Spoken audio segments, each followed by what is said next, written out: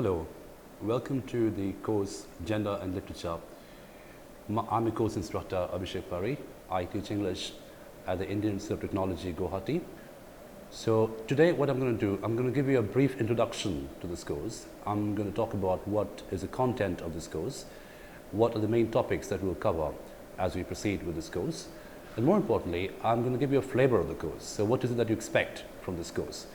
So there are, broadly speaking, two components of this course. One is the theoretical component, where we look at certain theories of gender and how those theories play out in literary texts and in social situations. Secondly, I'm going to talk about, as we proceed with the course, I'm going to talk about the practical component of this course. How is this course relevant in our daily discourses of life, in the things we see around us, in the things we feel around us, etc. So one of the complexities of this course, which I believe is also one of the beauties of this course, is its immediate relevance to our social situations. So gender, I mean, it's a very loaded term, as you all know.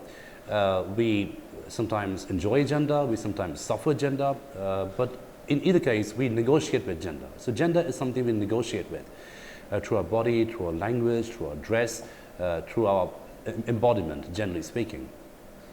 Now, in this particular course, Literature and Gender, we'll look at certain literary texts. We'll choose certain literary texts as we proceed, where we'll talk about how certain gender constructions play out in those texts against certain cultural conditions.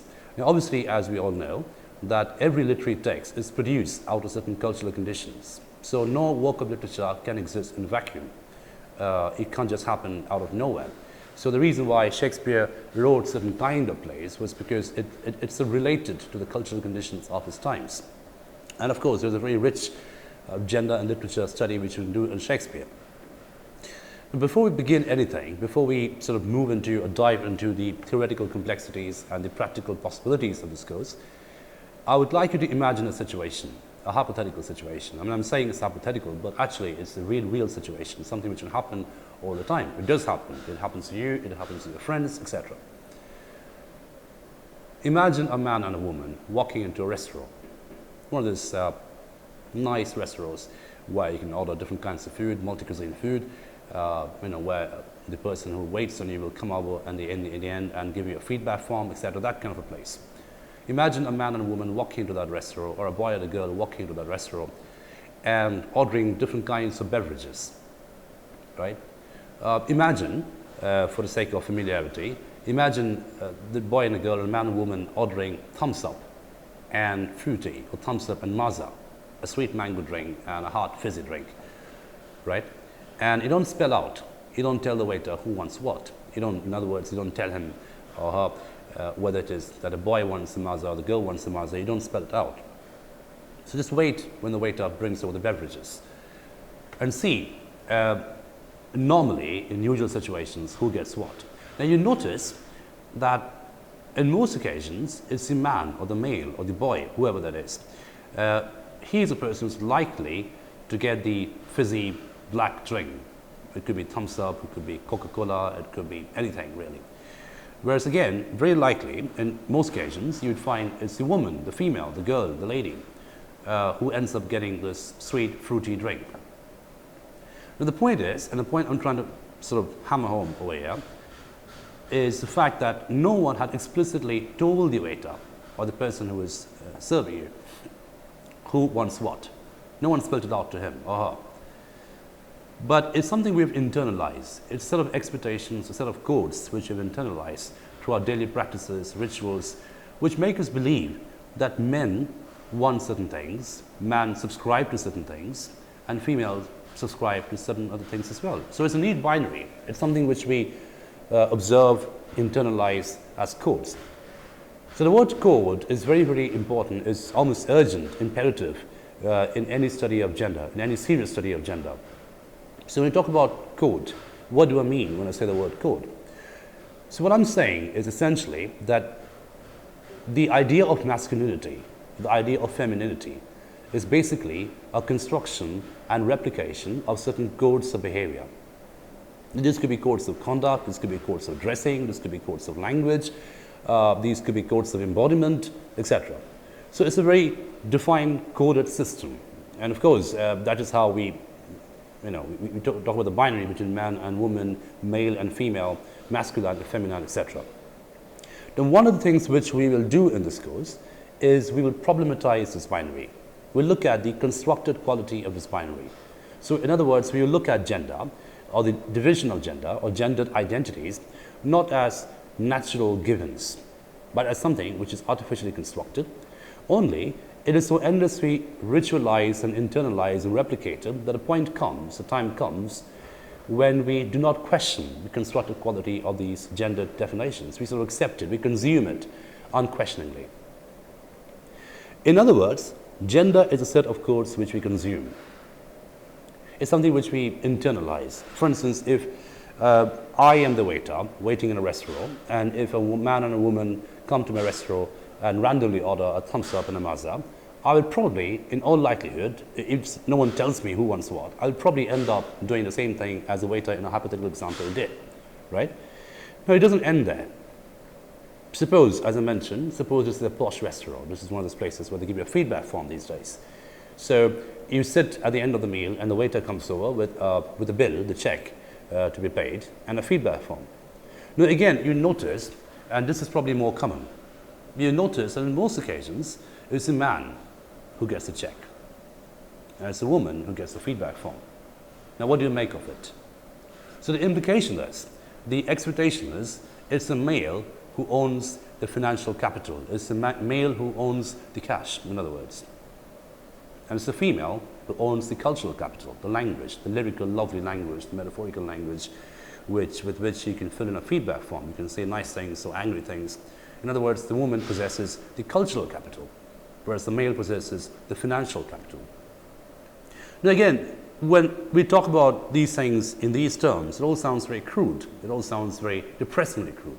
The point is, this is exactly what we internalize without questioning every single day. And one of the complexities of this course, as I keep mentioning, is to unpack these codes, to decode these divisions, to recognize the binaries, the constructed quality of these cultural codes. So you stop questioning, you start questioning. You ask the waiter, why is it that you expected that the hard drink, the fizzy drink, would go to the male, and the soft mango sweet drink will go to the female? Why is it that you expected, you sort of assumed, you took for granted, there's a man who carries the wallet and hence has the cash to pay the end of the meal? There's a woman who is more prone to being the cultured person with which she can fill in a feedback form. So these are the very rigid, crude binaries which we'll keep questioning as we move on, as we proceed with this course. Of course, what we'll do is we will do a balancing act. We'll take social situations, we will take theoretical situations, and then we'll look at certain literary situations. So we'll take examples from literary novels, poems, short stories, we study a play, and that is how we'll keep decoding the gender division, the gender identities, and the gender performances in literature as well as in real life. Now, let us start with the very basic definition. What is gender? What is the definition? What's the working definition of gender? Is gender the same as biological identity? Is masculinity the same as maleness? Is femininity the same as femaleness? Or are there any differences? Are there any nuanced differences between masculinity and maleness, biological maleness, femininity and biological femaleness? In other words, to what extent is gender biologically determined, and to what extent is it culturally determined? Is there a cultural component to gender? Is it a cultural construct? Is it entirely a cultural construct? Or is it a balance between the two? Now, a good starting point would be to look at gender as an asymmetrical entanglement between biology and ideology. I'll say that again. It's an asymmetrical entanglement. It's not a 50-50 division. So we can't really say it's 50% biology and 50% ideology. We'll never determine the extent to which these combine, but it's an entanglement. And it's a very useful word in critical theory, literary theory. So if you're doing feminism, if you're doing masculinity studies, if we're doing deconstruction. Entanglement is the word which you'll keep returning to. It's a very handy word. It's a term borrowed from quantum physics. Now, so gender, in other words, is an asymmetrical entanglement between biology and ideology. It depends, of course, to a large extent on your biological location, but equally, it depends to a large extent on your cultural location, on your linguistic location, on your racial location, on your political location. So all these things combine together to produce, reproduce, construct, reconstruct gendered identities. Now, one of the critics that we will keep looking at in this course is someone called Judith Butler. Now, Butler is famous for many things, and she keeps producing phenomenal work. But for the purpose of this course, we will limit our look at Butler in terms of what she says about gender. Now, she has this seminal work in gender studies called Gender Trouble. Right? It's one of these texts which is basically like a textbook for gender. And it's something which you keep returning to as students, researchers, teachers. So, among the many things she does in Gender Trouble, among the many things Butler proposes in Gender Trouble, some of the things which stand out is the idea of gender as a verb. So, if you are to give a part of speech to gender, would it be a noun?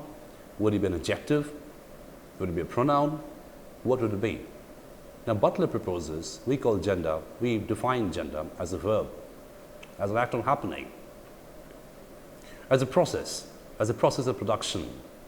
So, gender is a process of production. Equally, it's a process of reproduction. It's a process of construction. Equally, it's a process of deconstruction and reconstruction. Now, one of the things which Butler talks about extensively in Gender Trouble, and one which we will return to over and over again as we proceed through this course, is her idea of performativity. So what is performativity? Now, performativity, according to Butler, is a kind of performance which is used to produce an effect. A-F-F-E-C-T. It produces an effect.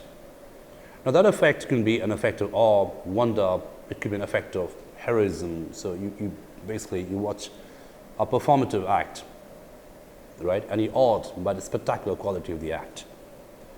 Now, gender, according to Butler, depends a lot on performativity, especially as gender plays out in the public space. So what is masculine in the public space? What is feminine in the public space? Largely depends on the politics of performativity. So performativity is performance which is political. Performance which is used and designed to generate an effect, A-F-F-E-C-T. So not only is it effective, it is also equally affective. It affects you emotionally, sentimentally. It produces the structural sentiments. So for instance, if you watch a film where a certain kind of masculinity, a certain kind of gender performance is spectacularly played out. Now, it is intended by the filmmaker, by the producer, whoever, or the actor, that you are moved in a certain direction emotionally, that you moved with awe, respect, wonder, reverence, fear, or a combination of all these things. So you watch a larger-than-life hero, play out a spectacularly masculine scene. The intended effect is to move you emotionally. So a large part of gender studies, according to me, and this is something which will keep returning in this course, is dependent on space. Where is this particular gender identity being played out? Is it being played out in a public place? Is it being played out in a private space? Is it being played out in a semi-public space, an urban space, a suburban space, a peri-urban space? So the definitions of gender, the definitions of masculinity, femininity, these keep changing depending on the spatial location. Say for instance, if you're talking about a spectacularly public space, say the parliament of a country, there's a certain kind of gendered code in that kind of a space, right? You're expected to behave in a particular way. You're expected to dress in a particular way. You're expected to talk in a particular way. Now, the same kind of gender politics will not be operated inside a drawing room, inside a domestic space, inside someone's home, which is more intimate, where, the entire division of gender will be different. Now, of course, as I just mentioned, space and gendered identities are very complexly related, and so is language and gendered identities. Language is notoriously gendered. We don't realize it all the time. We consume that kind of gendered language all the time. We use it. We articulate it. But rarely, if ever at all, do we question the gendered, constructed quality of language. So think of a verb like man up, which is, randomly used in sports rhetoric, military rhetoric, the kind of space where masculinity is given a high premium. So people are told to man up. People are told to, brace up, become brave. Now notice the preposition over here, up, is going upwards. So the implication is, if you're manly, if you're masculinizing yourself, you're moving upward. It's an act of elevation, elevated embodiment, something to do to make yourself better as a person, as a character. Now, obviously, there are numerous other examples that you can think of, and we'll talk about, as we move on, we'll talk about the relationship between literature, between literary language and gender in more details as we choose certain texts. Now, to talk about gender as something which is happening every single day, we talk about gender as something that is a process that produces identities every single day, is also to notice that these modes of production are culturally and materially mediated. So in other words, how is a male supposed to look like in a particular culture? How is a female supposed to look like in a particular culture? Now, these are not abstract phenomena. These are very, very notoriously material phenomena. It depends on the market, it depends on the culture of commodities, it depends on the economy. So all these things are enmeshed in any study of gender. So you notice, very close to home, if you look at the Indian economy, if you look at the Indian idea of gender at the moment, a very good index of the changing notions of gender, the changing notions of masculinity and femininity, is to look at popular cinema. That could be Bollywood, it could be any regional cinema that you could look at. As to how certain codes of masculinity and femininity change over time, right? How a certain kind of dominant masculinity gets out of fashion and a new kind of dominant masculinity becomes fashionable. Now, all these things are tied complexly, connected complexly to economic conditions. Think for once the different varieties of masculine creams which are available in the market today. Fair and Handsome, different kinds of fairness creams for men, face washes for men which are supposed to make you fair and handsome and good looking. All these things together, these were unheard of, say, in the 80s. In the 80s and the 70s, if you look at the Indian market, there were hardly any reference or any presence of any fairness creams or lotions or face washes for men. The entire cosmetic category was feminine. So if you walked into a big departmental store, if you're looking for fairness creams, you'd be getting, fair and lovely creams. Again, look at the change in adjectives. Lovely as against handsome. Now, it's perfectly logically true, grammatically correct to call a woman handsome, right? Because handsome, objectively speaking, handsome doesn't have any adjective, any gendered underpinning to it. But we all know it does. So if you were to go up to a woman and call her handsome, I don't think the person would be particularly flattered. But if we say that to a man, a boy, that would work. So again, look at the way how adjectives are gendered. Notoriously gendered, right? Now, if we are to use the word lovely, right, or beautiful, these would be perfectly applicable to women. And hence, when these sort of play out in a commodity culture, when you talk about commodity in terms of creams, in terms of cosmetic commodities, in terms of fairness creams. So these adjectives play out in the different binaristic systems. They're sort of classified. So we talk about male creams, the word handsome appears there. We talk about female creams, the word lovely appears there. And it's very important that people don't mix up the two.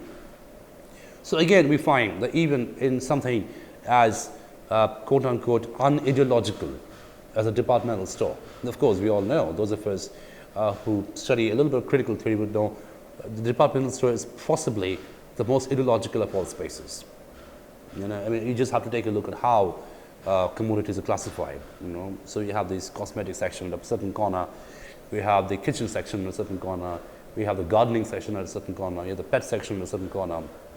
You know, even in terms of consumables, the different kinds of biscuits, the different kinds of cakes, and all these are deeply gendered. All these are deeply discursive. You know, these are nothing if not discursive.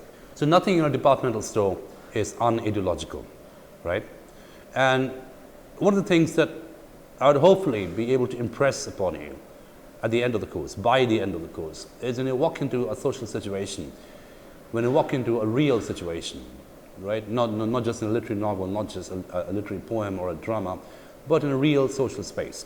When you walk into such a space, you find that much of that is deeply coded with gendered identities, underpinnings, and expectations. And one of the things which we will do in this course is to decode those underpinnings. Find out why, how is it, and why is it that fair and handsome creams came and became fashionable, which were not there 20 years ago, 30 years ago. What happened? Now, if you look at the Indian economic system, if you look at the Indian mercantile system, and economy is a big part of gender studies. We all know that. You know, as I mentioned, when I gave you the crude example of a restaurant, you know, the expectation is it's a male who controls the capital, you know, and it's a woman who has better access to culture. Right? These are, you know, crude divisions we make all the time. Now, with the advent of the liberal economy in India, when the economy was liberalized in the mid-90s, the Indian market was suddenly opened to a variety, a rich range of products from different countries. Now, there is only a point to which we can have consumers for cosmetic creams. You know, you can just address it to the woman and they will buy it. But what if you want to expand the clientele? What if you want to expand the base of your consumers? What if you incorporate the men, the males? What if you convince them that you know, it's very, very desirable to be fair, it's very desirable to be handsome, it's desirable to look good? And once you circulate that kind of a rhetoric, once you circulate that kind of a discourse through movies, through plays, through advertisements, through songs, different kinds of cultural codes, once you do that, the next thing you ought to do is you ought to introduce the right kind of commodities. You ought to introduce the right kind of creams, the right kind of cosmetic products for men to consume. So suddenly, you know, it became okay for men to consume fairness creams. It became okay for men to be anxious about looking good. And this is also the time in India, and we look at the Indian context of the schools particularly, but also other cultural contexts. But at the moment of looking at the Indian context, this is also the time when the idea of the metrosexual man began to emerge. Now, who is the metrosexual man? We heard the term many times, I'm sure. You hear it all kinds of occasions. The metrosexual man is someone who is very anxious about looking good. There's someone who is single, sometimes, a working man with a white-collar job, a very urban man, a very urban identity. So metrosexuality, metrosexual maleness, is a very urban kind of gendered code. Now, obviously, it doesn't take a rocket scientist to know that the urban metrosexual man would be quite interested in looking fair, and looking good, and looking handsome. In other words, to sort of borrow a little bit from the fair and handsome category. But of course, fair and lovely category. But of course, you know, if you say a man looks lovely, it's probably pushing it. So the easy, the safe thing to do is to make him look handsome first, and then lovely later. So the process begins in the mid-90s, when the Indian market begins to be filled with these kind of creams, cosmetics, soaps, face washes, shampoos, all aiming to produce beautiful men, handsome men, right? Men who are anxious about the looks, good looks. So what we see immediately is a certain kind of value system being constructed, a certain kind of expectation being constructed through commodities, through these markers like creams, lotions, body wash, shampoos, face washes, etc. So in other words, gender is a term which is notoriously slippery. It's a verb, it's a process, it's always happening. It's happening even as we speak, you and I speak. The way I'm addressing you, the way you're receiving my address is deeply gendered. The way I'm sitting, the way I'm dressing up for this occasion is deeply gendered. Because I'm aware of the fact that I'm here to teach you a course. I'm here as an instructor, a course instructor. So I'm performing the role of a course instructor. This is deeply performative. So all these things have been played and internalized and ritualized all the time.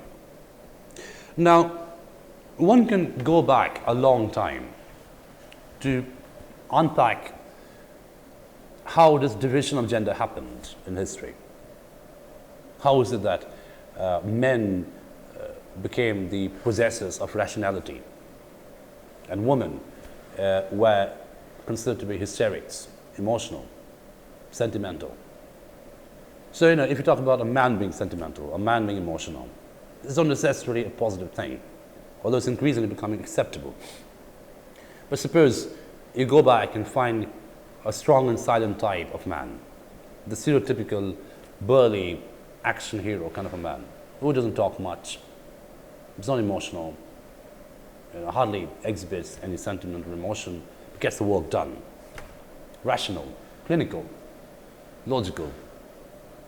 So all these abstract phenomena like rationality, logic, knowledge, these are deeply, deeply gendered, as are emotions, sentiments, identities. So we talk about emotions being something abstract. We talk about rationality, knowledge, logic being abstract categories, but they're not. These are deeply materially mediated categories. And of course, these are deeply gendered categories. Now, those of us who are interested in the philosophy of knowledge, those of us who are interested in how knowledge through different historical processes was produced, reproduced, configured, reconfigured through time, would go back to what we now consider to be the European Enlightenment. Now, the European Enlightenment, the phenomenon which roughly happened around the 16th century, where the big philosophers of reason, logic, rationality were writing their theses in Europe. We talk about Immanuel Kant, we talk about Hegel, different kinds of people, Schlegel, So all these German philosophers, the English philosophers, who were sort of basically contributing to what we now call the Enlightenment, had something in common, right? As did someone called René Descartes. Now, I'm sure a lot of you are aware of René Descartes. We talk about Descartes being one of the finest proponents of logic, thinking, free thinking. So he has this magnificent and oft quoted saying, "I think, therefore I am." Right? And he's someone who's credited as being one of the first philosophers of humanism. So he talks about the primacy of the human being in this planet. So human being as a possessor of knowledge, as someone who controls knowledge, as someone who can produce knowledge, as someone who can navigate with knowledge through a process of thinking, the cogito of Descartes, the conscious self, the brain, the mind. Now all these sound lovely, doesn't it? That, who wouldn't want to control knowledge? Who wouldn't want to know that, what I am is basically dependent on what I'm thinking or how I'm thinking. In other words, I have a lot of choice. What I am is determined by how I process my thoughts, how I interact with reason, how I navigate with knowledge. These are the categories, these are the processes which make me who I am. It's lovely. Who wouldn't want it? But there's a problem here. Now, what Descartes was also saying, and I will not go too deep into the philosophy of Descartes, but suffice it to say, What Descartes was also doing through this process is he was making a division of the mind and the body. So whereas the mind is the abode of rationality, the temple of reason, the landscape of logic is where the logical, rational, controlled self inhabits. The body for Descartes becomes passive, anarchic, hysteric, animalistic. Now, the moment this division happened, the moment this binary took place, the automatic next step was to gender it. So when you talk about the rational self, the logical mind, the thinking, rational, logical mind and self was immediately masculinized. It was male. Whereas the anarchic, hysteric, emotional body is female. But this is a beginning. This is one of the many ways in which gender divisions were introduced in knowledge, were introduced in discourses, introduced in popular culture, and introduced in what we consume as knowledge, etc. But this is a very important point in the history of human knowledge, where the mind was masculinized and the body was feminized. So men came to be considered as this logical, rational beings who could control knowledge, conquer empires, establish empires, control capital, control cash, control commodity, whereas the woman, the female, would be the people with emotions, people with sentiments, which could be spelt out in beautiful language. And now think of the hypothetical example I gave you. We come a long way from Descartes. When I talked about the waiter in a restaurant, now he hadn't read Descartes. I'm sure he hadn't. In all likelihood, he hadn't. But he had consumed this kind of logical binary. He had consumed this kind of discursive binary that had traveled through time, through cultures. Descartes was a French philosopher of enlightenment. Now we're talking about someone in India, current day India, who keeps consuming, who continues to consume these kind of binaries of the logical, calculative, capitalist male and the emotional, metaphorical, lyrical female. And this binary is something which affects all of us. Now, oftentimes we don't question it because we're very happy consumers of it. There are privileges if we consume these gendered binaries. For instance, as a man, you're privileged because you're automatically thought, you're automatically considered to be certain things, right? As a female, likewise, you're privileged because you're automatically expected to be certain things. But what if you begin to question? What if your real life situation becomes such that it's easy assumptions? These consumptions become questionable, become problematic. What if you start to think that, hang on a second, this expectation out of me is an artificial expectation. It's got nothing to do with what I want. It's got nothing to do with what I really am. It's kind of code which is expected of me. It's expected that I internalize that code. It's expected that I carry out this code. I execute it, embody it, enact it, extend it ad infinitum. But what if you want to question it? What if you want to interrupt it? And we'll talk about interruption as a philosophical category in this course. What is interruption? What are interrupted identities? What are the identities of gender which rely on self-questioning, right? Something which you ask yourself, am I supposed to do this as a male, as a female? Now mind you, there are deeper divisions. There are other factors which come in. And one of the immediate factors which come into any study of gender is race. Your racial location, whether you're white, non-white, Caucasian, Mongoloid, Asian. Now, of course, alongside race, you have other factors which come in: nationality, political identity. So, for instance, if you're a white, wealthy, first world American person, say, white, wealthy American male, you're the closest you can come to God in terms of the gender map. You are essentially the gendered God because you're privileged racially, financially, culturally, politically, etc., and of course, biologically.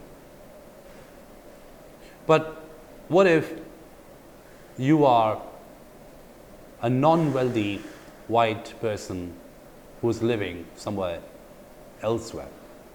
Then it's more complex because you have the race on your side, right? You have the biological identity on your side.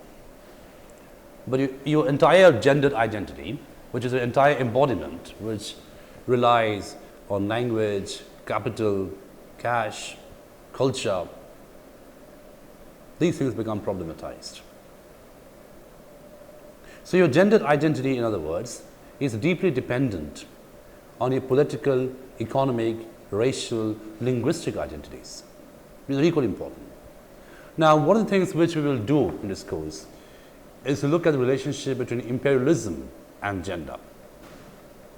So what was the brand of gendered identities which was produced during British imperialism in India? I will look at the Indo-British context because that's something which we can relate to as Indians today, looking back at that. So what was the kind of identity which became the hegemonic, the dominant gendered identity? And equally, what was the non-dominant gendered identity? Now, mind you, I'm not just talking about gender identities, biological identities, right? So you must have heard the stereotype, anyone who's done any kind of study on British and Anglo-Indian gendered identities would know that one of the gendered stereotypes which was promoted during the empire was the effeminate Bengali Babu. Someone who's fat, inefficient, inadequately masculine, effeminate, etc. Now, as a Bengali male myself in 2017, I find that stereotype very, very interesting and amusing. But there's a reason why that stereotype was constructed. There's a reason why that was produced and circulated and consumed, not just by the British, but also by the Indians, by the Bengalis. And the reason is imperialism, in order to succeed, needed to produce these unique identities of power, dominance. And equally, it needed to produce its others, the other identity, the other man. So the Bengali Babu, as a cultural construct, as a discursive construct, became a very convenient other for the manly Englishman. Now, mind you, both the Bengali Babu and the Englishman are biologically male. They're anatomically, biologically the same kind of system. But then why is it that in the scale of gender, one is masculine and the other is non-masculine, effeminate? And this is where culture, language, political scope, political agency, political situations, race come in handy. When you're to study this division, when you're to study these gaps between genders, gender identities, racial identities, these divisions become very, very important. And we'll talk about the Bengali Babu and the British military man in more details as we proceed with this course. Now, the other point that I want to talk about a little bit in this introduction today is the relationship between gender. I touched upon it a little bit already, but I'll still reiterate it, gender and value system. Now, value system, of course, works best when we realize that, it's not really, when we don't realize it's a construct. Value system works best when we accept it, when we consume it as a given, as something which is, already there, always there. The problem begins when I begin to question it. When I begin to say, oh, hang on, why is the value system this way? Why is it that there are certain kinds of expectations from men and certain other kinds of expectations from women in the same culture? And why is it that these expectations vary from culture to culture? Why is it that they're notoriously culture sensitive, context sensitive? The reason is not far to seek. The reason is value systems are as material as abstract.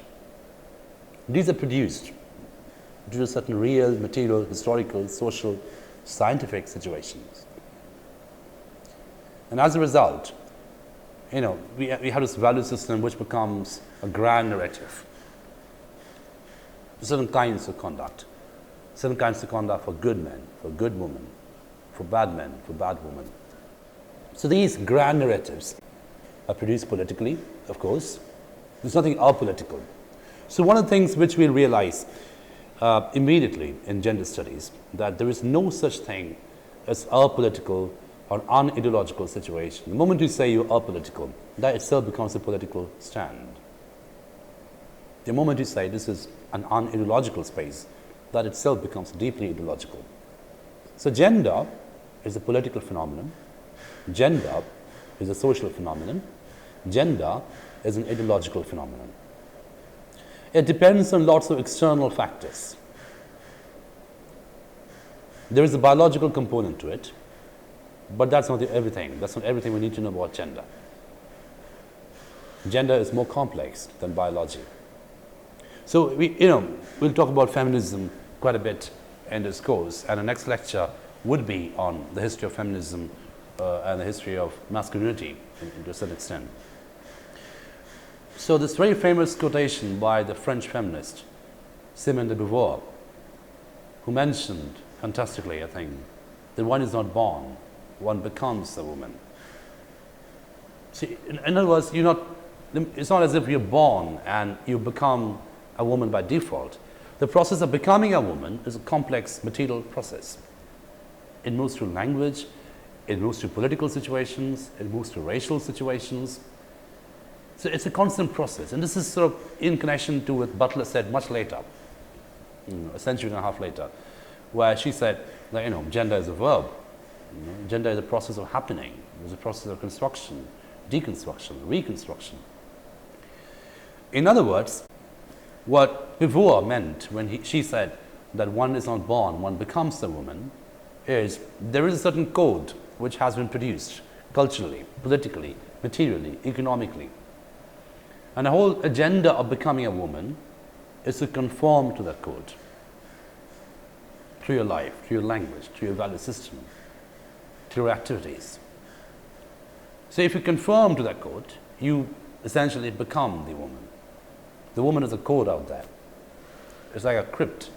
And your job as a female is to conform, is to enact a series of processes, a series of activities through which you begin to conform to the code. And the moment you conform to the code, you become neatly a woman. Equally, the moment you conform to the codes of manly behavior, you become neatly a male, a man. Funny thing is, of course, as I mentioned already, that these codes change all the time. So what is manly behavior today in, say, for instance, United States of America would not be manly behavior 50 years later in Beijing. Now, I'll just give you an example.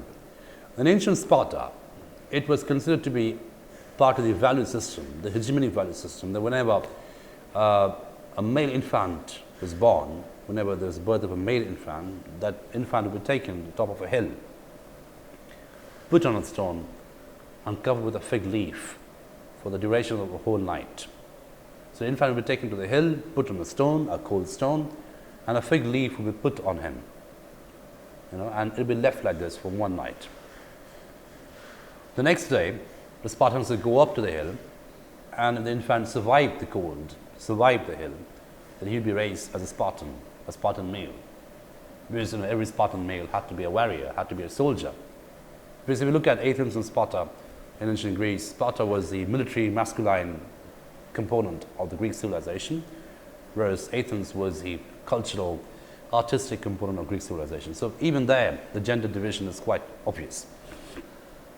Now, to come back to the example I just gave, if someone were to do it today in India, this would be considered barbaric, unacceptable, and of course, something which is completely redundant. I mean, what purpose did it serve? Now, obviously, it did serve a massive purpose in ancient Sparta, because the point was, unequivocally, the point was that virtually every Spartan man should be good enough to be a soldier. So either you're a hegemonic warrior male, or you're nothing, or you don't exist. There's no other division, inside the masculine map in Sparta. It had to be one kind of masculinity, whereas military masculinity. There can be no other way around. There can be no other kind of masculinity which is permissible in that kind of culture. So this is one example, and I'm sure you can think of many other examples in which expectations, value systems, these are materially produced. Now, of course, the material production, the material condition of this process is the civilization of Sparta, which is a warrior civilization, a military civilization, where they were facing invasions from different parts of the world. So they should also always be prepared to face the invasions, and they should be prepared. So the citizens should also double up as an army.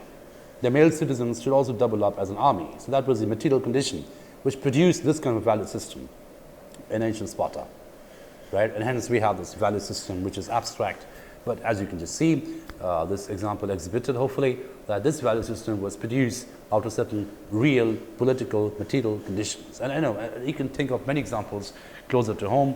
You can think of many examples in Nazi Germany, in Imperial Britain, where this kind of gender division was promoted and was celebrated, glorified, in a massive kind of a way. So the relationship between value and gender is quite complex. The relationship between language and gender is quite complex because, as any study of feminism would reveal to us, the language, especially the language of knowledge, or the language that matters really, is deeply patriarchal. It's something which is embedded in patriarchy, right? It's sort of full of these codes of patriarchy. So I just give you one flashy example of manning up as a, emotionally elevating yourself, and how that act of elevation is male because it's a good thing. So men man up, men brace up, etc. The converse of this is to assume females break down. So breaking down, becoming hysterics, or becoming hysteric, or hysteria itself is a very female disease, right? It's something which happens only to women. And when we talk about that, we'll see how hysteria is reconfigured and becomes a male disease as well after a certain political event. We'll talk about that later as we take up a course. We will take up, Mrs. Dalloway by Virginia Woolf. We look at this, how medicine and masculinity are deeply related, right? And that is another topic that we will cover in this course. The relationship between medical knowledge and gender, right? Because any kind of knowledge, whether it's medical knowledge, political knowledge, cultural knowledge, knowledge itself is deeply gendered. The language of knowledge is patriarchal. The language of knowledge is embedded in patriarchy.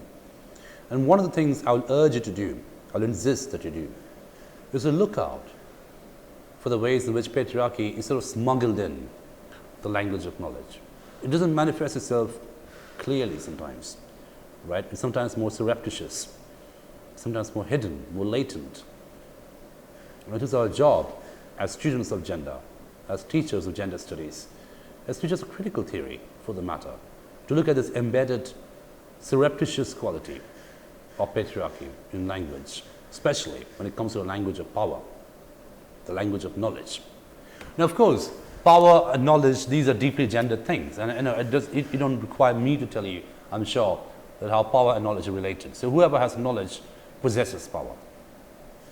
So obviously it's a big deal. It is a very important thing that who controls the language of power, the language of knowledge. Now, as you know, and this is where religion comes in, interestingly, in gender studies.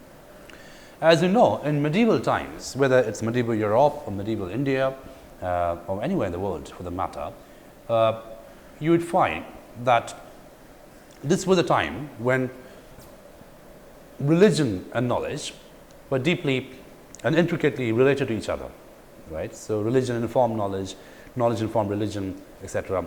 So religion determined what kind of knowledge was permissible, religion determined what kind of knowledge was banned, etc.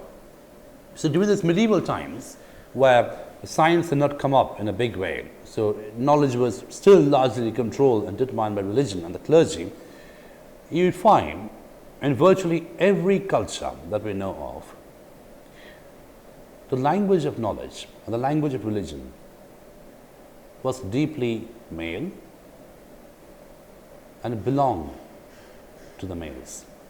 It's like, the first line of the New Testament. In the beginning there was a word, and the word was God, and the word belonged to God. Now, of course, this is metaphorical, but if we can sort of tease out the metaphoricity out of it, it's something which plays out and holds true for virtually every kind of political knowledge-based system.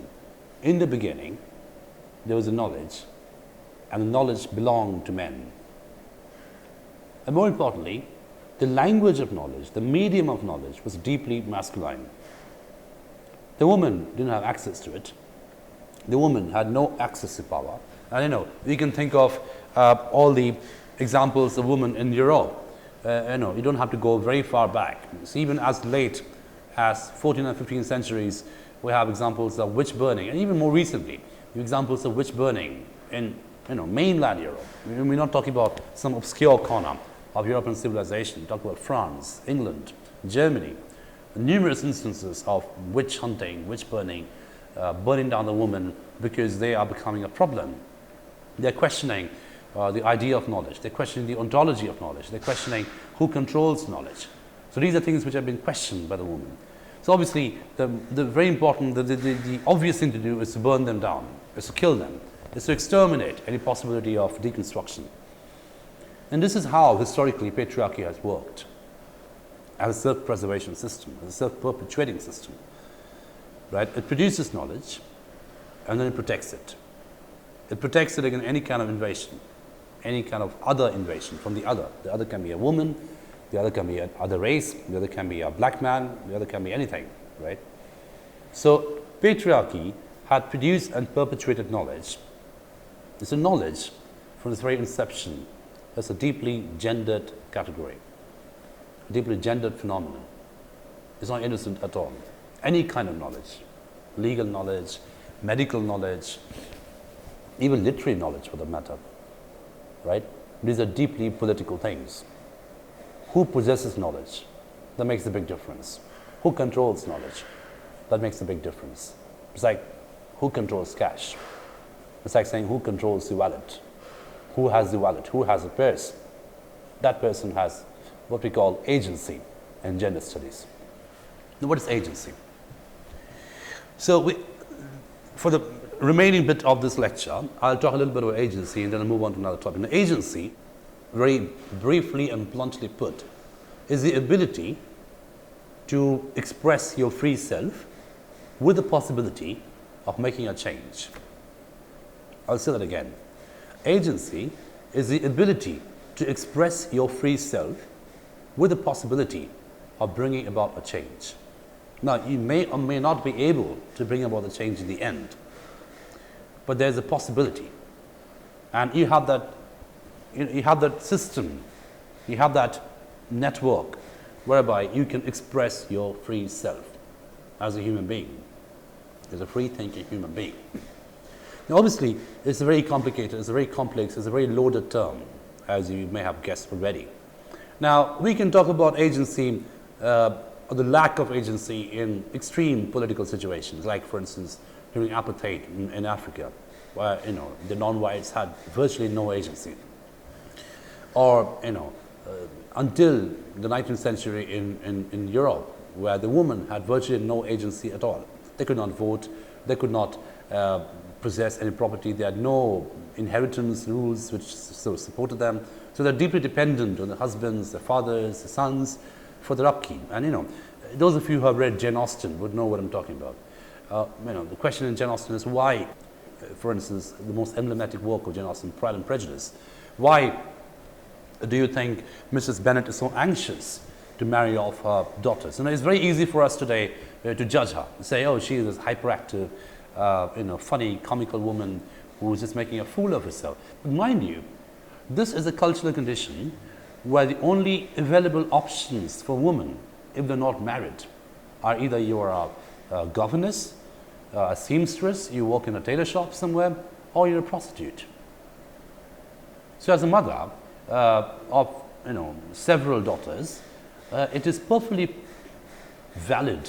It's a very valid concern that a mother will be anxious when marrying all the daughters, because marriage becomes the most important, the most convenient way for a woman to have a good life. So it's a tragedy, right? I mean, many people read Pride and Prejudice, I know, as a romantic comedy, but it's not a romantic comedy. I insist that you go back to the novel and reread it. You'll find that it's a deeply gendered text where the men control the capital, the men control the property, and the women are just made to look pretty. All the women have to do is look pretty and make themselves attractive before men. Now, it's a very depressing situation when you think about it in more detail. So your entire idea of being a woman is to appear attractive, so that you find a buyer, essentially, as someone who buys you in the marriage market, and then your life is settled. And that's not a happy proposition. That's not a happy scenario at all. That's what happens in Pride and Prejudice to a great extent, right? So it's a deeply gendered text.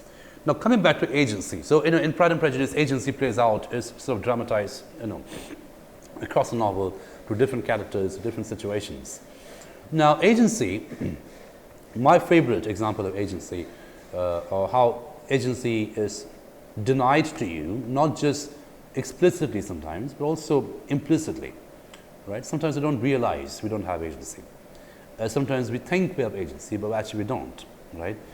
We think we are free. We think we are free by the dint of a gendered identities, by a gendered location, etc., but actually we are not. And my favorite example of this is an example given by the philosopher Slavoj Žižek in a book called Welcome to the Desert of the Real, which is a series of essays on post 9/11 Western world. Now, in that essay, in that book of essays, Žižek gives a very interesting example. He talks about East Germany, communist East Germany, before the Berlin Wall fell. And in that kind of a social situation, that kind of a cultural context, whoever who was suspected of treason, of any anti-state activity, would be arrested and sent to a concentration camp. So, in other words, there would be no trial. This is like a complete fascist system where if you're suspected of doing something, you don't really even have a chance to appear in a trial. So you're sent off, you're packed off to a concentration camp indefinitely. So it's a very bad state to be in, a rotten state. And in that kind of situation, a man gets arrested because certain objectionable letters are found in his possession, and he, of course, is not even given a chance to appear in a trial. He's told that he'll be sent off to a concentration camp indefinitely. Before he leaves for the concentration camp, he has a deal with his friends. He sits down with his friends the day before his departure and tells them, "Well, listen, I will be in the concentration camp, but I need to write letters to you. And of course, because I'm in a concentration camp, they will be intercepting all the letters. They'll be reading all the letters before they come to you. So let us establish a code. Let us establish a certain kind of cryptic communication, which only we are aware of." And what is the code they establish? So the guy said to his friends that if I write a letter to you in blue ink, assume everything I'm saying or writing is true, right? But if I'm writing the letter to you in red ink, just invert the meaning. So for instance, if I were to tell you, I am very well, I am very healthy, happy, and well. If that's written in blue ink, just assume that I really am happy, healthy, and well. But if that appears to you, if that comes to you written in red ink, assume that maybe I'm in deep trouble. I'm about to die, perhaps. But I can't say it, of course, because they will not let me write that stuff to you. So if that is in red ink, then invert the logic completely. So having made this arrangement, having made this deal with his friends, he goes away to the concentration camp. A month later, his friends receive a letter from him, written in blue ink, telling them that he is very well, that I am very well. I seem to be having a very good time over here. I find myself enjoying my life in this concentration camp. I don't know why people complain about the concentration camp so much. You get free movies on weekends. You get ample butter and honey. You get, in other words, you get everything you need to live a good life, except one thing. You don't get red ink. Now, those of you who got the joke would know that what he actually means in that kind of a communication is this. You get everything you need to be happy, all the material things, except that one thing which will allow you to tell people how you really are. You don't get the metaphorical red ink, which will let you speak your mind, which will let you express yourself in a way which is free, unchained. So his friends would never get to know what he really means. And this is it's one of my favorite examples of agency, the lack of agency, not just in an extreme, explicit situation where you know there will be no agency at all, but in a more surreptitious situation where it's sort of apparently and superficially there, but actually not being there. Gender has a lot to do with agency. Masculinity, femininity, what you are as a biological man, as a biological woman, has got a lot to do with agency. To what extent are you allowed to express yourself? To what extent are you allowed to be your true self? Or are you actually consumed by the expectations around you? Or are you a consumer yourself of the expectations around you? So in consuming the expectations, you too are consumed. You become a part of the expectation economy, right? So, you find it completely unable, you find it impossible to step out of it and question it. But, you keep consuming it unquestioningly. And we will, in the course of this essay, forgive the pun, there will be one essay which we will study. It's called Shooting an Elephant by George Orwell, where I would look at how the gendered identity in that particular essay, which in this case is imperial British masculinity, how the gendered identity of power, privilege, actually becomes powerlessness. It sort of turns inside out, it flips out in a way, and it becomes an example of powerlessness, agencylessness, how privilege becomes poverty, right? And how gender becomes a prison house, how, instead of something which liberates you, it imprisons you, right?